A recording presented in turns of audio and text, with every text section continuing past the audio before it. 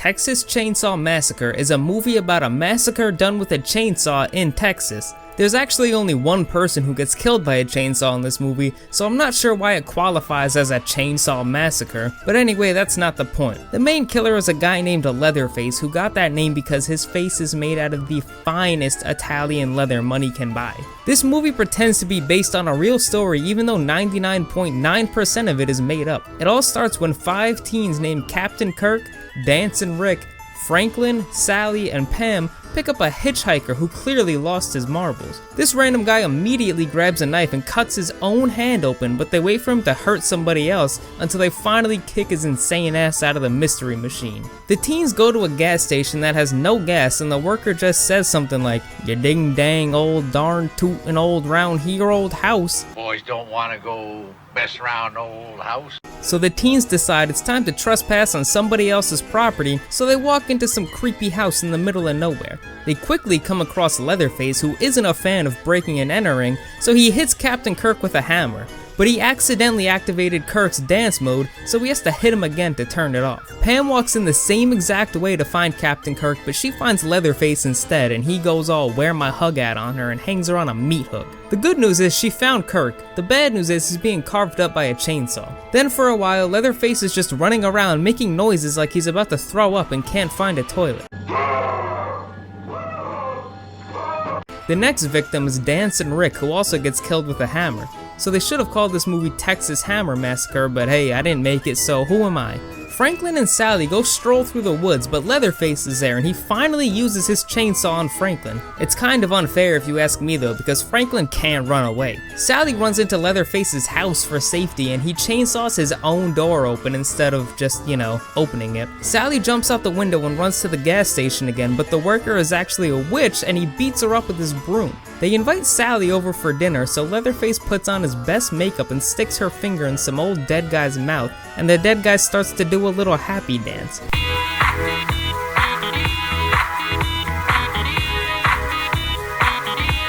Sally jumps out of another window, and at this point she's a pro, so she starts to make an escape. Leatherface and his brother chase her around, and a big old truck comes and runs over the brother. The driver gets out, sees a lunatic with a chainsaw running around, and gets right the fuck back in his truck. Sally and the driver jump out of the other side of the truck instead of just driving away, and the driver remembers his favorite quote from the movie Dodgeball.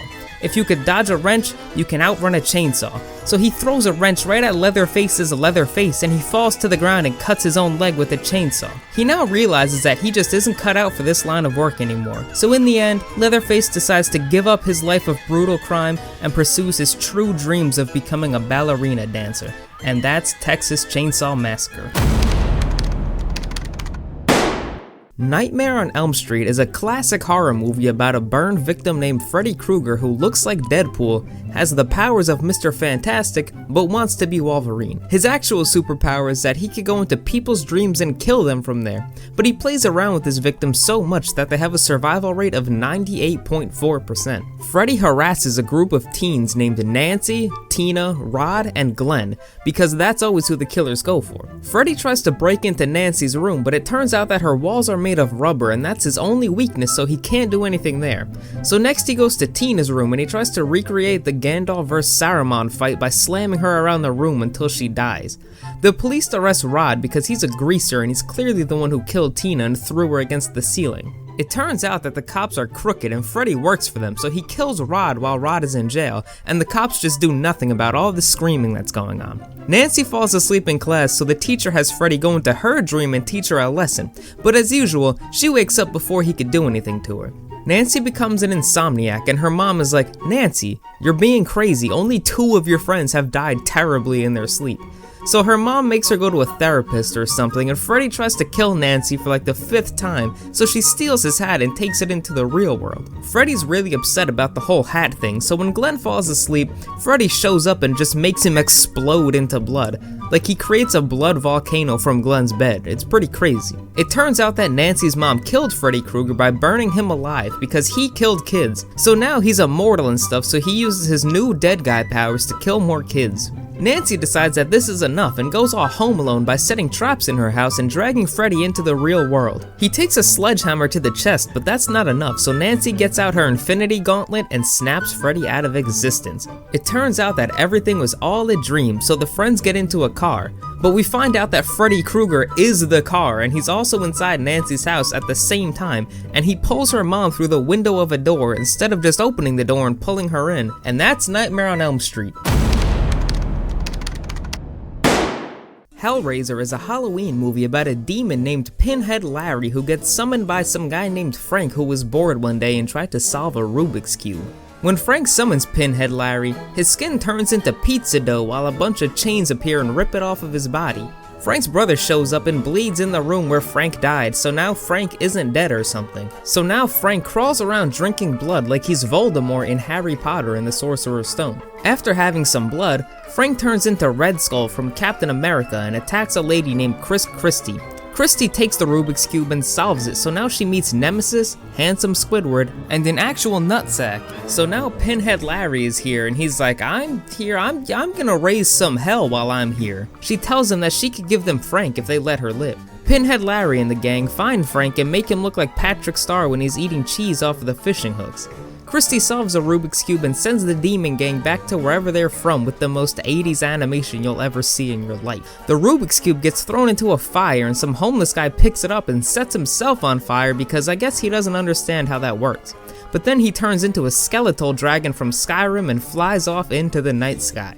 The Rubik's Cube ends up back where it started with another bored guy who wants to solve it, so it's kind of like a Groundhog Day thing where it's just gonna keep repeating itself over and over. And that's Hellraiser. But then there's Hellraiser 2 when Pinhead Larry is like, oh shit motherfuckers, I'm back, and he hammers some nails right back into his head and gets to work. There's some crazy guy who's hallucinating that he has maggots all over his body, so his doctor's like, here's a knife, go ahead and cut them off, that'll help you. So clearly this guy used Quizlet to get his medical degree. Then Red Skull comes out of the mattress that crazy guy's on and he's like, hey everyone, remember me? I'm Red Skull, but I want to be a mummy in this movie instead. So she wraps herself up in white cloth and the doctor's like, I've always wanted to bang a mummy, so he makes out with her. All the main characters go to some big maze and the other Red Skull from the last movie is like, hey, check me out, I got my skin back. So this lady immediately burns all of his skin off again. In the meantime, some fake Pinhead Larry comes out and he really knows how to get fucking groovy with it. Fake Pinhead Larry battles with real Pinhead Larry and they all turn into humans or something, and that's basically the last interesting thing that happens in Hellraiser 2. Friday the 13th is a movie about a hockey goalie named Jason Voorhees who drowned when he was little and now he goes on a killing spree. While he was dead, he must have been hitting the underwater gym or something because he's just fucking huge now. Anyway, he kills people because his mom killed people and those people didn't like it so they killed her. Then he got angry and put on a potato sack with one eye hole and started murdering people. We meet Tommy Chong and store brand Seth Rogen who are riding in a van with a bunch of other people who are doing drugs. The group stops the van because some asshole is sleeping in the middle of the street, so they get out and the guy is like, hey, I have this eyeball, you want to see it? But they're all like, no way man, loose eyeballs are gross. So they drive away while the guy just yells, I have warned thee. And then bam, Seth Rogen is dead. Oh my god, it's such a tragedy. And he's, oh, I bet he fucking got you so hard because he's just playing around. He scared everyone because he's a dick. After that, a bunch of 80s gang members show up and start ruffling up some feathers, but luckily Jason comes in to teach him a few important life lessons. He sees the first girl and he's like, being in a gang will get you killed later in life, like this, and Jason kills her by making her float with a pitchfork. The next gang member has a cigarette in his mouth and Jason is like, smoking will get you killed later in life, like this, so Jason also stabs him with a pitchfork and kills him, but the guy is so addicted to nicotine that he can't even drop the cigarette. The third gang member walks in and is like, hey man, you can't kill people so I'm gonna beat you up, but he attacks in the completely wrong direction and Jason is like, attacking people with a machete in the wrong direction will get you killed later in life, like this, and Jason beats him up with something that we can't even really see. Jason gets tired of only having one eye hole and figures out that if he has two eye holes he could kill twice as many people, so he wants to get a new mask. So he goes to store brand Seth Rogen and takes his hockey mask. Now that he has 2 eyes and extreme accuracy, he shoots an arrow directly into a girl's eyes, so now she knows what it's like to only live with 1 eye hole. There's some jerk who doesn't know how to walk on his legs, so he uses his arms, but as he's doing a handstand, he sees Jason standing right behind him, and Jason slops him in half with a machete, and his girlfriend finds him. Right as his girlfriend finds him, Jason stabs her too, so he's really cleaning up house now with his new and improved mask. It turns out he really did need 2 eye holes. Jason activates his stealth mode and turns some guy into a doll and pops his eye out, so now this guy also knows what it's like to only have 1 eye hole. The last living lady finds all of her dead friends and tries to drive away in a van, but the van remembers that it's in a horror movie, so it just stops working. The lady gets out of the van and locks Jason out of the barn, but he gets in and locks her in with him. The third gang member comes back and is like, "Hey, remember me? It's my time to shine now, you beat me up before," but Jason immediately cuts his hand off and kills him for like 5 minutes. As he's doing that, the lady hits Jason in the head with an axe, and then he just goes like, "Bah, I'm in zombie mode now," but then he drops to the ground. She finally escapes on a canoe and looks back at the barn, only to see Jason staring back at her through the window looking like that fucking guy from the Goonies. Before she can get away, a zombie lady jumps out from the lake and drags her in, but by the time the police get there, she's not in the lake and she's also completely dry, so they think that she's insane. And I kinda think she's insane too, and that's Friday the 13th. Halloween is a movie that was made 42 times, and it's about a huge Captain Kirk fan named Michael Myers. He's also the same guy that voiced Shrek, but I guess now he decided to join the dark side in his later years. The movie starts out with the most action you'll ever see throughout the entire film, which is a young kid standing outside with a bloody knife while his parents just go, "What you doing with that bloody knife there, Mikey? Go back in the house, it's late," with absolutely no concern with how that knife got blood on it. Fast forward to some point in the future where Michael drives around and just stands menacingly in different places. His main target is the lady from the Activia yogurt commercials because he must really hate yogurt, I guess. He just follows her around and stares at her, and she gets really creeped out. Later on when she's babysitting, the little kid she's with says, "I see a weird guy with a Captain Kirk mask on staring at us," and she's like, "Bro, you're nuts, Captain Kirk isn't even a real guy." After basically nothing happens for like 70 minutes, Michael gets into the same house as the yogurt lady and tries to kill her, but she stabs him with a hanger in the eye, which only stops him for like 2 seconds. Then Michael's psychiatrist shows up and he's like, "Don't worry, I understand him and know how to take care of him." And then he shoots Michael like 6 times and he falls backwards off a balcony. But when they run over to look, he isn't there anymore. Ooh, spoopy. And that, ladies and gentlemen, is why I think Michael Myers is actually a pumpkin. Now hold on, don't click away, stay with me for a second. Who do you know that could get stabbed in the eye and be fine? A pumpkin, because it doesn't actually have eyes. It just has 2 holes, so if she poked it with a hanger, it would be like poking the back of the inside of his head. My next piece of evidence is shooting him. Who do you know that could get shot 6 times and be okay? A pumpkin, but wait, hold on a second. He also falls backwards off a balcony. Could a human ever survive this? No, absolutely not, but guess what? A pumpkin could. So if you still don't believe me, I have one more thing to say, and there's no refuting this one. The poster for the movie, ladies and gentlemen, is a pumpkin holding a knife, and it says, "The night he came home." Why would they make it a pumpkin on the movie poster instead of Captain Kirk?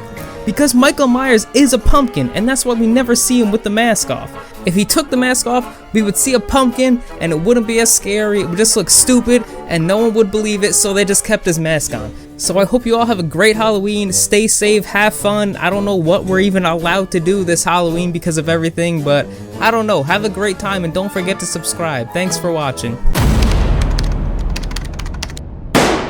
Halloween is the sequel to Halloween, which disregards every other Halloween in the MCU, the Myers Cinematic Universe. But instead of using a pumpkin for the movie poster, they used a picture of Michael Myers that looks like he just dropped the hottest mixtape of the year. Anyway, the movie starts out with 2 journalists going to visit Michael Myers in a mental institution. He doesn't talk, so they pull out his old Captain Kirk mask and they're like, "Hey, do you remember this? He's your idol." But he still doesn't talk, so they decide to just start screaming at him because clearly that's how you get through to a deranged serial killer. The reporters go find Laurie Strode, the Activia yogurt lady from the original movie, and ask her if she believes in Michael Myers, which is really a stupid question. But then they immediately top their stupidest question by asking if she'll go meet with him after he tried to, murder her when she was in high school. We meet Laurie's granddaughter, and she says to Laurie, "Hey, why can't you just get over all your friends being brutally murdered and you also being almost murdered, you big baby?" And Laurie leaves to go practice her aim because she's insulted. After an awkward dinner with Granny, some guy and his son come across a crashed bus which was carrying prisoners. The dad gets out to look around, and about 1 minute later the kid gets out to go find him. He walks into a bus where a doctor yells, "Don't shoot," and the kid immediately shoots him. He gets scared and tries to flee the crime scene, but Michael wants to bring law and order back into the world, so he kills the kid for committing murder. More police discover the crime scene and figure out that a bunch of dangerous mental patients, including the most dangerous one, escaped. But the sheriff just says, "Well, what are we supposed to do? Cancel Halloween?" The two journalists stop at a gas station and the lady goes to take a poop. While she's pooping, Michael Myers walks in and is like, "Hey, you want to see some teeth?" and he just drops them all into her stall. The guy journalist runs in and tries to save her, but he gets his head slammed at least 2 times.